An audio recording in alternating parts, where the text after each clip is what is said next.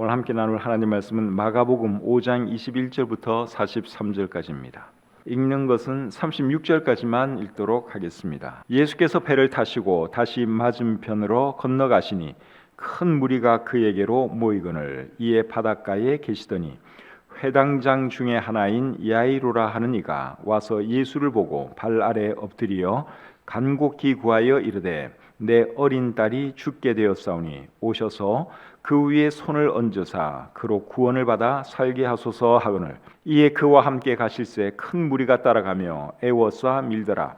12해를 혈루증으로 알아온 한 여자가 있어 많은 의사에게 많은 괴로움을 받았고 가진 것도 다 허비하였으되 아무 효험이 없고 도리어 더 중하여졌던 차에 예수의 소문을 듣고 무리 가운데 끼어 뒤로 와서 그의 옷에 손을 대니 이는 내가 그의 옷에만 손을 대어도 구원을 받으리라 생각하밀러라. 이에 그의 혈루 근원이 곧 마름에 병이 나은 줄을 몸에 깨달으니라. 예수께서 그 능력이 자기에게서 나간 줄을 곧 스스로 아시고 무리 가운데서 돌이켜 말씀하시되 누가 내 옷에 손을 대었느냐 하시니 제자들이 여짜오되 무리가 애워싸 미는 것을 보시며 누가 내게 손을 대었느냐 물으시니까 하되 예수께서 이 일 행한 여자를 보려고 둘러보시니 여자가 자기에게 이루어진 일을 알고 두려워하여 떨며 와서 그 앞에 엎드려 모든 사실을 여쭈니 예수께서 이르시되 딸아 내 믿음이 너를 구원하였으니 평안히 가라. 내 병에서 놓여 건강할지어다.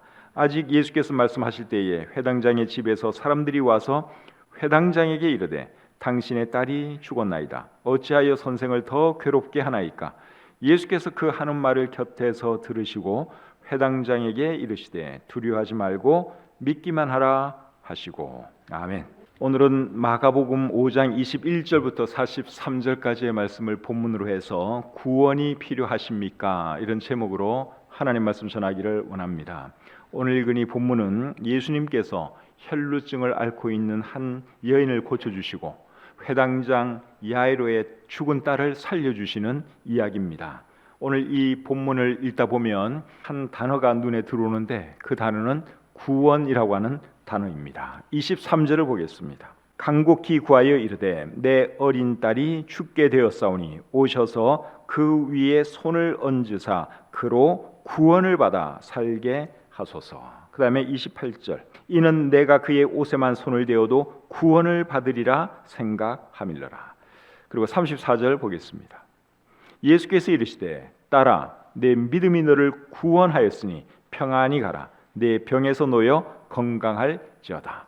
방금 읽은 세 구절 속에 구원이라는 단어가 나오죠.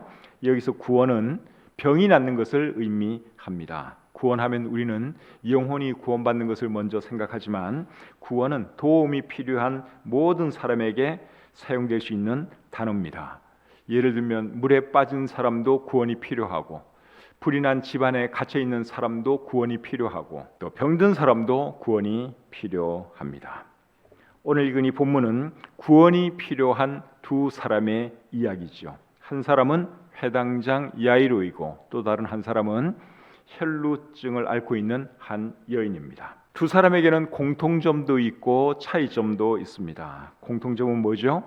두 사람 다 절박한 문제를 가지고 있는 사람이고 그리고 두 사람 다 예수님 발 앞에 와서 엎드렸다 하는 공통점이 있습니다. 22절 23절 한번 보겠습니다. 회당장 중에 하나인 야이로라 하는 이가 와서 예수를 보고 발 아래 엎드려 간곡히 구하여 이르되 예수님의 발 앞에 와서 이분이 엎드리면서 자기의 사정 이야기를 했습니다. 그 다음에 33절을 보시면 여자가 자기에게 이루어진 일을 알고 두려워하여 떨며 와서 그 앞에 엎드려 모든 사실을 여쭈니 이 사람들은 심각한 문제를 가지고 있는 사람이다 보니까 그만큼 상황이 급박했습니다. 그래서 정말 간절한 마음으로 예수님 앞에 찾아왔고 예수님 앞에 엎드려서 자신들의 사정을 이야기했죠. 이런 공통점이 있습니다. 그리고 두 사람 다 12년이라고 하는 세월에 대한 공통점이 있습니다. 야이로의 딸 나이가 12살입니다. 그리고 혈루증 앓는 여인은 12년 동안 혈루증을 앓았습니다. 참 공교롭게도 12년이라고 하는 공통된 세월이 있습니다. 차이점도 있어요. 회당장 야이로는 상당히 알려진 사람이고 혈루증 여인은 사람들이 거의 모르는 그런 사람입니다. 야이로는 12년 동안 딸 때문에 행복했고 혈루증 여인은 12년 동안 자신의 병으로 인해서 불행했습니다. 이런 차이점이 있죠. 그런데 두 사람 다 자신들의 문제를 어떻게 해결했느냐? 예수님께 자신들의 문제를 가지고 왔고 예수님의 도움으로 그들의 문제를 해결했죠. 그래서 오늘 이 두 사람을 살펴보면서 우리에게 주시는 교훈이 무엇인지 한번 배워보도록 하겠습니다. 먼저 혈루증을 앓고 있는 여인에 대해서부터 생각해 보겠습니다. 25절부터 28절 읽겠습니다. 12해를 혈루증으로 앓아온 한 여자가 있어 많은 의사에게 많은 괴로움을 받았고 가진 것도 다 허비하였을 때 아무 효험이 없고 도리어 더 중하여졌던 차에 예수의 소문을 듣고 무리 가운데 끼어 뒤로 와서 그의 옷에 손을 대니 이는 내가 그의 옷에만 손을 대어도 구원을 받으리라 생각함이더라. 이 여자는 혈루증을 가지고 있는 여자예요. 혈루증이라고 하는 것은 말 그대로 피가 계속 흐르는 그런 증세지요.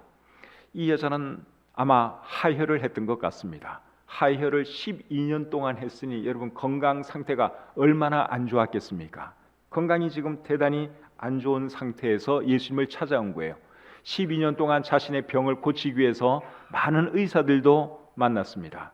좋다는 약도 다 써보았습니다. 그런데 아무런 효과가 없었습니다. 26절에 이렇게 말하죠.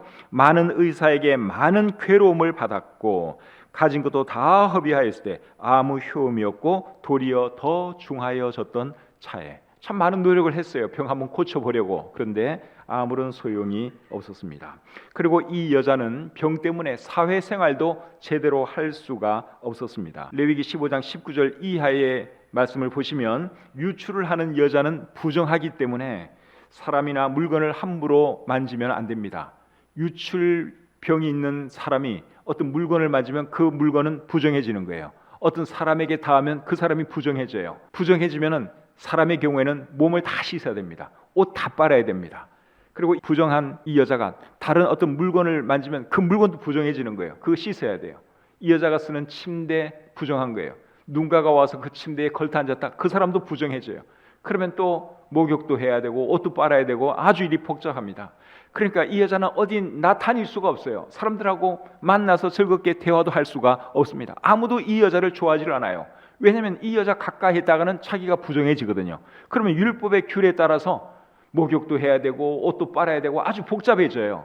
그러니까 이 여자는 육체적인 고통뿐만 아니라 정신적인 고통, 사람들로부터 늘 격리되어 있어야 한다는 그런 그 정신적인 고통 속에서 살아야 했던 것이죠. 그런데 이 여자에게 어떤 믿음이 있었는가 하면 예수님의 옷을 만지면 자기의 병이 나을 수 있겠다는 그런 믿음이 있었습니다. 28절을 보겠습니다. 이는 내가 그의 옷에만 손을 대어도 구원을 받으리라 생각함이러라. 참 놀라운 믿음을 가지고 있었어요. 예수님의 옷만 만져도 자기의 믿음이, 자기의 병이 낫겠다는 거예요. 참 놀라운 그런 믿음을 가지고 있었습니다. 이런 믿음 가진 것을 보면 이 여자는 예수님에 대해서 상당히 많은 것을 알고 있습니다. 어쩌면 예수님이 메시아요 하나님인 것을 알고 있는지도 모르겠어요. 그래서 이 여자가 어떻게 하는가 하면 자기의 믿음을 실천하기 위해서 예수님을 찾아가요. 근데 많은 사람들이 있기 때문에 참 그 예수님 가까이 다가가는 것이 쉽지가 않은데 이 여자가 비집고 들어가서 예수님의 옷을 만지지요. 자, 27절 말씀을 보겠습니다. 예수의 소문을 듣고 무리 가운데 끼어 뒤로 와서 그의 옷에 손을 대니 자기의 믿음을 실천하기 위해서 예수님을 찾아왔어요. 사람들을 막 비집고 들어와서는 용기를 내서 예수님의 옷자락에 손을 댔습니다. 그렇게 하는 순간 어떤 일이 일어났죠? 그녀의 혈루증이 다 나았습니다. 순간적으로 나아지는 것을 이 여자가 느꼈습니다. 29절 말씀을 보겠습니다. 이에 그의 혈루 근원이 곧 마름에 병이 나은 줄을 몸에 깨달으니라. 놀라운 일이 일어났죠? 이 여자의 믿음대로 정말 놀라운 일이 일어났습니다. 병이 낫는 그 순간 이 여자의 기쁨은 뭐 이루 말로 다 할 수가 없죠. 12년 동안 혈루증으로 고통을 당해 왔는데 이제 병이 깨끗하게 나은 것입니다. 얼마나 기뻤겠습니까? 그런데 이 여자는 그 기쁨을 나타낼 수가 없어요. 왜냐하면 이 여자가 지금 거기에 와 있는 것을 알면 사람들이 절대로 좋아하지를 않습니다. 사람들을 비집고 예수님 곁에 다가간 여자 아닙니까? 그러니까 내 몸에 지금 닿은 거예요. 이 여자 때문에 내가 불결해졌어요. 내가 부정해졌어요. 그런 사실을 이 사람들이 알면 이 여자를 얼마나 손가락질하고 욕을 하고 어쩌면 돌로 쳐서 죽이려고 할지도 모르죠. 그러니까 이 여자는 정말 놀라운 일이 일어났는데도 그걸 말로는 못하는 거예요. 예수님에게도 말을 할 수가 없습니다. 왜냐하면 예수님의 허락 없이 예수님의 옷을 만졌거든요. 예수님의 능력을 이 여자가 빼앗아 갔거든요. 그러니까 사람들에게도 말 못해요. 예수님에게도 말 못해요. 그냥 정말 놀라운 일은 일어났고 너무너무 기쁜데 그냥 입 딱 닫고 이제 조용히 사라지려고 하는데 예수님께서 뭐라 그러십니까? 누가 내 옷에 손을 댔느냐? 예수님께서 알고 그렇게 말씀을 하셨습니다. 30절 보겠습니다. 예수께서 그 능력이 자기에게서 나간 줄을 곧 스스로 아시고 무리 가운데서 돌이켜 말씀하시되 누가 내 옷에 손을 대었느냐? 예수님이 다 알고 계셨죠. 사람들이 밀고 밀치고 하는 그 틈 사이에 예수님이 있었지만 이 여자가 믿음으로 예수님의 옷에 손을 대는 그것을 예수님은 알고 계셨어요. 그래서 예수님이 묻습니다. 누가 내 옷에 손을 대었느냐? 예수님의 제자들이 막 뭐라 그러죠? 예수님, 지금 사람들이 이렇게 많고 서로 막 밀고 하는데 그런 거를 물으시면 어떻게 합니까? 근데 예수님은 그런 뜻이 아니라 정말 누군가가 의미 있는 마음을 가지고 예수님의 옷에 손을 댄 것을 알고 있었습니다. 그리고 예수님은 이 여자를 찾기 위해서 몸을 돌려서 이렇게 쭉 둘러보셨어요. 자, 32절입니다. 예수께서 이 일을 행한 여자를 보려고 둘러보시니, 지금 예수님이 이 여자를 찾고 있는 거예요. 누가 내 옷에 손을 댔는지 예수님이 이렇게 둘러보셨어요.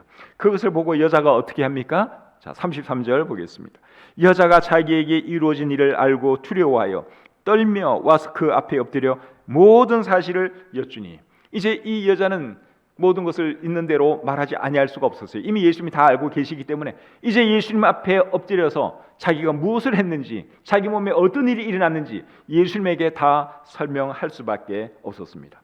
이 여자의 말을 듣고 예수님이 어떻게 하셨죠? 화를 내셨습니까? 아니에요. 자, 34절을 보겠습니다. 예수께서 이르시되 딸아, 내 믿음이 너를 구원하였으니 평안히 가라. 내 병에서 놓여 건강할지어다. 아멘. 이 말씀을 읽는데 얼마나 감동이 되든지. 내 믿음이 너를 구원하였으니 평안히 가라. 내 병에서 놓여 건강할지어다. 예수님께서 이 여자의 마음에 평안을 주셨고 그리고 건강의 축복을 다시 한번 약속해 주셨습니다. 만약에 이 여자가 이 말 안 듣고 그냥 살짝 돌아갔으면 어떻게 되었을까요? 이 여자는 정말 놀라운 일이 있었음에도 불구하고 자기에게 일어난 그 사실을 누구에게 말하는 것이 굉장히 두려웠을 것입니다. 왜냐하면 원래 이 여자는 집에만 가만히 있어야 되는 여자거든요. 막 사람들 만지거나 그러면 안 되는 여자예요. 근데 예수님이 이렇게 말을 해주니까 이제 마음에 무거운 짐을 내려놓게 된 거죠.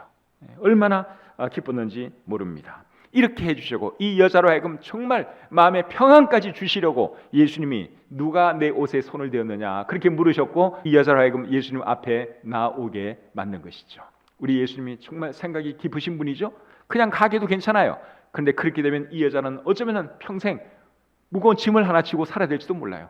내가 마치 도둑질이라도 한 것처럼 그런 부담감을 이 여자가 가지고 살아야 하기 때문에 예수님께서 이 여자에게 진정한 마음의 평안까지 주시기 위해서 예수님을 이 여자를 결국은 찾아냈고 말하게 만들었고 그리고 예수님이 이런 축복의 말씀을 해 주신 것이죠.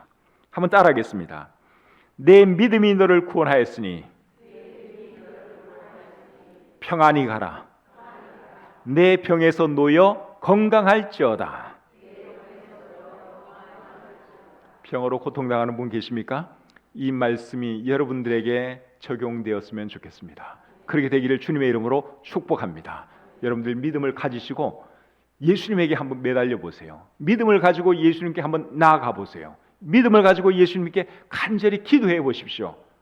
하나님께서 여러분들의 병을 하나님의 뜻이 있으면 고쳐 주실 줄 믿습니다. 예수님은 지금도 살아계신 것 우리가 믿잖아요. 지금도 예수님이 살아계세요. 하시고자 하면 여러분들의 그 문제 얼마든지 해결해 주실 수 있습니다. 야고보서 5장 14절부터 16절까지의 말씀 읽어드리겠습니다. 야고보서 5장 14절부터 16절까지입니다. 너희 중에 병든 자가 있느냐? 그는 교회의 장로들을 청할 것이요 그들은 주의 이름으로 기름을 바르며 그를 위하여 기도할지니라. 믿음의 기도는 병든 자를 구원하리니 주께서 그를 일으키시리라. 혹시 죄를 범하였을지라도 사하심을 받으리라. 그러므로 너희 죄를 서로 고백하며 병이 낫기를 위하여 서로 기도하라. 의인의 강구는 역사하는 힘이 큼이니라. 아멘. 여러분 이 말씀 믿으십니까? 한번 따라하세요. 의인의 강구는 역사하는 힘이 큼이니라. 믿음의 기도는 병든 자를 구원하리니 주께서 그를 일으키시리라. 병으로 고통당하고 있는 분들 계시면 여러분 이 말씀 붙으시길 바랍니다. 하나님은 지금도 살아계시고 예수님은 지금도 살아계시고 하시고자 하면 여러분의 병 얼마든지 해결해 주실 수 있습니다. 믿음을 가지시고 끝까지 주님께 매달리시는 여러분들이 되시기를 바랍니다. 두 번째로 회당장 야이로에 대해서 알아보겠습니다. 22절 23절입니다. 회당장 중에 하나인 야이로라 하는 이가 와서 예수를 보고 발 아래 엎드리어 간곡히 구하여 이르되 내 어린 딸이 죽게 되었사오니 오셔서 그 위에 손을 얹으사 그로 구원을 받아 살게 하소서 하거늘. 야이로는 회당장입니다. 회당장 중에 하나라 그랬으니까 그 회당의 회당장은 적어도 2명 이상이었던 것 같습니다. 근데 그 중에 한 명이 야이로였던 것이죠. 회당은 유대인들이 하나님을 예배하는 장소입니다. 회당에 모여서 유대인들은 오늘날에도 유대인들은 회당에 모여서 하나님을 예배하고 성경을 공부하고 그 일을 하죠. 그러니까 회당장 같으면 상당히 사회적인 지위도 있고 또 사람들로부터 존경받는 그런 사람이라고 할 수 있습니다. 그런데 이 야이로에게는 12살 난 딸이 하나 있었는데 그 딸이 죽어가고 있었습니다. 누가복음 8장 42절에 보면 그 딸은 외딸이라고 되어 있습니다. 하나밖에 없는 딸이에요. 아들은 있었는지 없었는지 그거는 우리가 모르고 어쨌든 딸은 이 하나밖에 없는 딸이에요. 정말 귀한 딸이고 사랑스러운 딸이죠. 그런데 그 딸이 지금 죽어가고 있어요. 죽어가는 딸을 지켜보는 아버지 야이로의 마음이 어땠겠습니까? 얼마나 참 가슴이 아팠겠습니까? 그런데 이 야이로에게 어떤 믿음이 있었는가 하면 예수님이 자기 딸에게 손을 한번 얹어주시면 나을 것 같다는 그런 믿음이 있었습니다. 그래서 이 사람도 예수님을 찾아와서 예수님 앞에 엎드리죠. 그리고 좀 그렇게 해달라고 사정을 합니다. 22절 하반절 다시 한번 보겠습니다. 예수를 보고 발 아래 엎드려 간곡히 구하여 이르되 내 어린 딸이 죽게 되었사오니 오셔서 그 위에 손을 얹으사 그로 구원을 받아 살게 하소서. 이렇게 말하는 것을 보면 야이로도 정말 믿음이 있는 사람이에요. 예수님이 누군지 이분이 상당히 많이 알고 있습니다. 예수님을 메시아로 하나님으로 믿고 있었던 것 같아요. 그래서 예수님에게 제발 좀 오셔서 우리 딸 살려주십시오. 그렇게 부탁을 한 것이죠. 야이로의 믿음을 보시고 예수님이 야이로와 함께 야이로의 집으로 가십니다. 그런데 집으로 가던 도중에 어떤 일이 일어나죠? 야이로의 딸이 죽습니다. 자, 35절을 보겠습니다. 아직 예수께서 말씀하실 때에 회당장의 집에서 사람들이 와서 회당장에게 이르되 당신의 딸이 죽었나이다. 어찌하여 선생을 더 괴롭게 하나이까? 지금 야이로는 이제 큰 희망을 가지고 예수님이 집에 가서 손만 한번 얹으면 우리 딸이 틀림없이 살 것이다, 나을 것이다. 그 믿음을 가지고 희망을 가지고 열심히 가는 중에 자기 딸이 죽었다는 소식을 들었으니 그 마음이 여러분 얼마나 무너졌겠습니까? 한가닥 그 기대와 희망이 순간 사라지고 말았지요. 그런 야이로의 마음을 아시고 예수님이 이렇게 말씀을 하십니다. 36절 보겠습니다. 예수께서 그 하는 말을 곁에서 들으시고 회당장에게 이르시되 두려워하지 말고 믿기만 하라. 두려워하지 말고 믿기만 하라.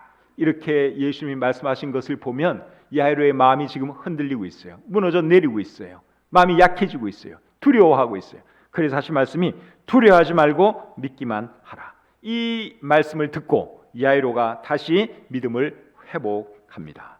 오늘 이 본문에는 그 내용은 안 나와 있어요. 마태복음 9장 18절을 보시면 알 수 있습니다. 마태복음 9장 18절을 한번 보겠습니다. 예수께서 이 말씀을 하실 때에 한 관리가 와서 절하며 이르되 내 딸이 방금 죽었사오나 오셔서 그 몸에 손을 얹어 주소서. 그러면 살아나겠나이다.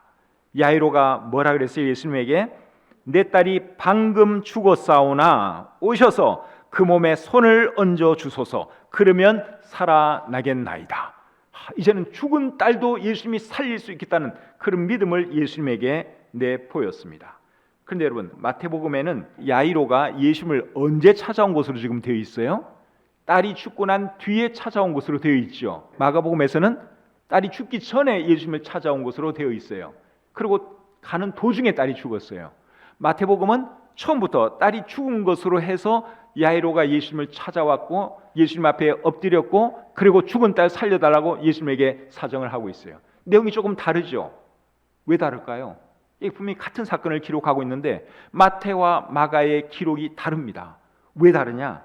마태복음은 핵심만 간단하게 기록한 거예요. 핵심만. 마가복음에서는 이제 처음에 야이로가 예수님을 찾아와서 뭘 했습니까? 엎드려 절을 했죠. 그거 이제 마태복음은 그거 기록하고, 그 다음에 이제 한참 건너뛰어서 죽고 난 뒤에 야이로가 한 말을 또 마태는 기록한 거예요. 이어서 기록을 한 거예요. 그러니까 이렇게 딸이 죽고 난 뒤에 예수님을 찾아온 것처럼 그렇게 보이는 거지, 실제로는 마태복음은 간단하게 이 소리를 기록하다 보니까 공간을 많이 할애할 수가 없어요. 그래서 앞부분하고 한참 중간에 있는 그 부분을 따면서 이렇게 갖다 이어붙인 겁니다.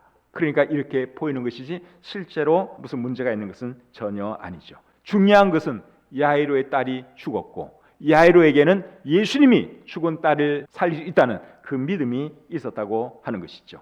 야이로의 그 믿음을 보시고 예수님은 야이로의 집까지 가셔서 결국 그 아이를 살려주시죠. 38절부터 40절 보겠습니다. 회당장의 집에 함께 가사 떠드는 것과 사람들이 울며 심히 통곡함을 보시고 돌아가서 그들에게 이르시되 너희가 어찌하여 떠들며 우느냐? 이 아이가 죽은 것이 아니라 잔다 하시니 그들이 비웃더라. 죽은 아이에 대해서 예수님이 뭐라 그러셨어요? 이 아이는 죽은 것이 아니라 지금 자고 있다, 그렇게 말씀을 하셨습니다. 그렇게 말씀하신 이유는 뭘까요? 이제 예수님이 곧 살려낼 것이니까 잔다고 그렇게 표현을 한 것이죠. 마르다와 마리아의 오빠 나사로가 죽었을 때도 예수님이 어떻게 표현했는가 하면 우리 친구 나사로가 잠들었다, 그렇게 표현을 했습니다. 죽었다고 표현 안 하고 잠들었다, 그렇게 표현을 했어요. 왜냐하면 곧 가서 예수님이 살릴 거니까. 나사로에 대해서도 잠들었다, 그렇게 표현을 했습니다.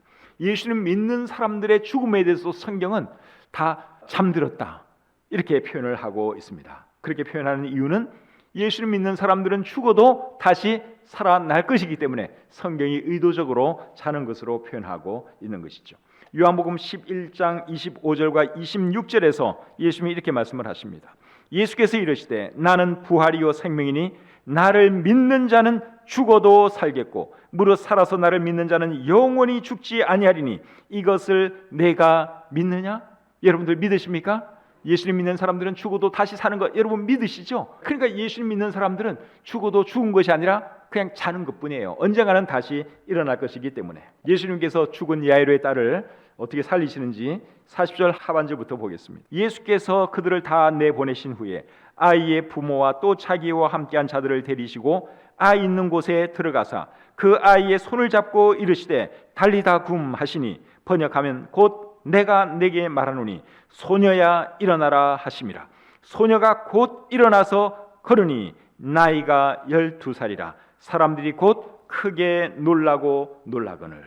놀라운 일이 일어났어요. 죽은 아이가 예수님 말씀 한마디에 그 아이가 다시 살아났습니다. 예수님이 죽은 아이의 손을 잡고 소녀야 일어나라, 그렇게 말씀하니까 아이가 눈을 뜨고 자리에서 일어나서 걸어다니기 시작했습니다. 그것을 본 아이의 부모님과 그곳에 있는 모든 사람들이 깜짝 놀랐죠. 누가복음에는 아이가 살아난 것에 대해서 이렇게 기록을 하고 있습니다. 누가복음 8장 55절입니다. 그 영이 돌아와 아이가 곧 일어나거늘. 그 영이 돌아와 아이가 곧 일어나거늘. 이 말씀에 의하면 삶과 죽음의 차이가 뭡니까? 영이 있으면 살아있는 것이고 영이 나가면 죽은 거예요. 이것이 삶과 죽음의 차이입니다. 그래서 죽음은 뭐냐? 성경적인 개념의 죽음은 뭔가 하면 몸에서 영이 떠나는 것, 그것이 죽음이에요. 몸에서 영이 빠져나가는 것, 그것이 죽음입니다. 그래서 야고보서 2장 26절에 보시면 영혼 없는 몸이 죽은 것 같이 하는 표현이 나오는 거예요. 영혼이 이 몸에서 떠나가면, 이 몸에 영혼이 없으면 그 몸은 죽은 거예요. 그것이 성경이 말하는 죽음입니다. 그리고 몸에서 영혼이 떠나면 육신은 우리가 다 아는 것처럼 흙으로 돌아가고, 영혼은 어디로 가는 거죠? 영혼은 하나님께로 갑니다. 전도서 3장 21절에 그렇게 기록을 하고 있죠. 인생들의 혼은 위로 올라가고 짐승의 혼은 아래 곧 땅으로 내려가는 줄을 누가 알랴. 인생들의 혼은 어디로 간다고요? 위로 가고 짐승들의 혼은 아래 땅으로 내려간다, 그렇게 말씀을 하고 있죠. 근데 여기서 말하는 혼은 히브리어 원어 성경에는 영으로 되어 있어요. 영으로. 그러니까 사람의 영은 위로 올라가고 짐승의 영은 땅 아래로 내려간다, 그렇게 말씀을 하고 있습니다. 우리가 알기에 짐승은 영이 없는 거 아니에요? 짐승은 영이 없어야 되죠. 근데 우리 성경에서는요, 영 또는 혼 또는 영혼을 구분 없이 막 써요. 어떤 때는 영이라 그랬다가, 어떤 때는 혼이라 그랬다가, 어떤 때는 영혼이라 그랬다가. 그렇기 때문에 영과 혼과 영혼은 이게 사실상 같은 것이라고 할 수 있습니다. 그러니까 동물에게도 영혼이 있어요. 그런데 뭐가 없느냐? 영적인 면이 없어요. 영이 없다 그러면 안 되죠. 영은 있다 그랬잖아요. 영. 그러니까 영, 혼, 영혼, 동물도 있어요. 근데 뭐가 없느냐? 그 영혼 속에 영적인 면이 없는 거예요. 이해가 되시죠? 사람의 영혼 속에는 뭐가 있어요? 영적인 면이 있어요. 그래서 우리가 하나님을 찾는 것이고 사람들이 종교 생활을 하는 거예요. 근데 동물들은 영적인 면이 없기 때문에 동물들도 생각해요. 생각하는 이 모든 기능이 그게 영혼이 하는 거죠. 그러니까 영혼 속에 영적인 면이 없기 때문에 동물은 죽으면 그냥 흙으로 돌아가는 것으로 다 끝이 나는 거예요. 그러나 사람이 죽으면 그 영혼이 어떻게 된다고요? 올라가요. 하나님께로 가게 되어 있습니다. 구원받은 사람은 죽는 즉시 영혼이 천국에 가죠. 그리고 주님을 만나게 됩니다.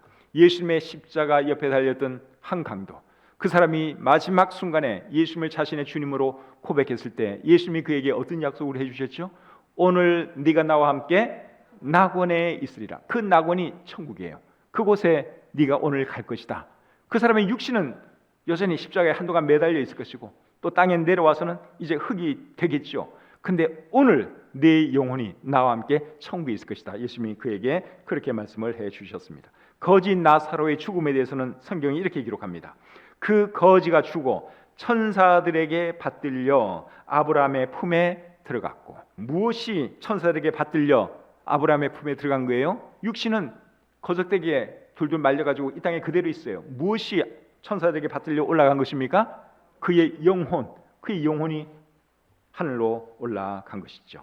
그래서 이 육신은 죽으면 흙으로 돌아가고 영혼은 하나님께로 올라가는 거죠. 그리고 이 육신도 예수님께서 다시 오실 때 부활하게 됩니다. 고린도전서 15장 51절부터 54절 읽어드리겠습니다. 보라, 내가 너희에게 비밀을 말하노니 우리가 다 잠잘 것이 아니요 마지막 나팔에 순식간에 호련히 다 변화되리니 나팔 소리가 나매 죽은 자들이 썩지 아니할 것으로 다시 살아나고 우리도 변화되리라. 이 썩을 것이 반드시 썩지 아니할 것을 입겠고 이 죽을 것이 죽지 아니함을 입으리로다.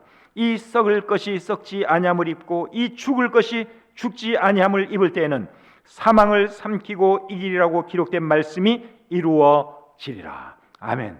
예수를 믿는 사람들은 죽어도 부활의 소망이 있습니다. 한동안은 이 육신이 흙으로 돌아가요. 잠자는 거예요. 그런데 예수님께서 다시 오실 때 우리의 이 육신이 다시 부활해서 주님을 만나게 되는 것이죠. 이제 말씀을 마치겠습니다. 사람은 구원이 필요한 존재입니다. 병든 사람도 구원이 필요하고 죽을 운명에 처해 있는 모든 사람이 다 구원이 필요한 존재입니다. 사람이 죽는 이유가 뭐죠? 사실 사람의 진짜 심각한 문제는 병이 아니라 죽음이죠. 죽는 이유가 뭐예요? 죽는 이유는 죄 때문입니다. 사람이 왜 죽느냐? 죄 때문에 죽는 것입니다. 그리고 죽은 뒤에는 하나님의 심판이 있습니다. 여기서 구원받아야 되는 거예요. 이게 진짜 사람들이 받아야 할 구원입니다. 병에서 고침받는 거, 이것도 구원 맞아요. 물에 빠진 사람이 건짐받는 거, 그것도 구원이에요. 불이 난 집안에 있는 사람 건져내는 거, 그것도 구원이에요. 근데 사람이 진짜 구원받아야 할 것은 우리가 죽으면 심판받아야 하고 영원한 형벌 속에 들어가야 하는데 거기서부터 우리가 구원받는 것이 필요합니다. 그 일을 해주시려고 예수님께서 이 땅에 오셨죠. 우리의 모든 죄 문제를 해결해 주시기 위해서 예수님이 대신 십자가에서 벌받아 돌아가셨어요. 그리고 3일 만에 다시 살아나셨습니다. 누구라도 예수님을 자신의 구주로 믿으면, 예수님을 자신의 구주로 받아들이면 그 사람 구원받을 수 있습니다. 육신은 어쩔 수 없이 이 땅에서 죽는다 할지라도 죽는 즉시 그의 영혼은 천국에 가는 거예요. 그리고 주님과 함께 있게 되는 것입니다. 여러분에게 구원이 필요하십니까? 병으로 인해서 구원이 필요한 분들은 제가 아까 말씀드린 것처럼 믿음을 가지고 예수님께 기도하시기 바랍니다. 하나님의 뜻이면 하나님께서 여러분들 고쳐 주실 것입니다. 그리고 아무리 병에서 나아도 죽는 것은 또 어쩔 수 없어요. 진짜 근본적인 문제는 우리의 영혼이 구원받아야 하는 거예요. 그런 분 계시면, 정말 구원받기 원하는 그런 분 계시면 예수님을 믿으시기를 바랍니다. 오늘 이 두 사람이 그들의 믿음으로 결국 병고침도 받았고 죽은 딸도 다시 돌려받을 수 있었어요. 사람이 구원받는 방법은 예수님 믿는 그 길밖에 없습니다. 사도행전 16장 31절에 뭐라고 말씀하고 있죠? 주 예수를 믿으라. 그리하면 너와 내 집이 구원을 받으리라. 사람은 구원이 필요한 존재예요. 그런데 사람을 구원해 주실 수 있는 유일한 분은 예수 그리스도 한 분밖에 안 계십니다. 구원이 필요한 분 계시면, 구원받기 원하는 분 계시면 믿음으로 예수님께 나아가시기를 바랍니다. 그렇게 하실 때 여러분이 구원받고 여러분으로 인해서 여러분의 가족이 구원받게 될 것입니다. 기도하겠습니다.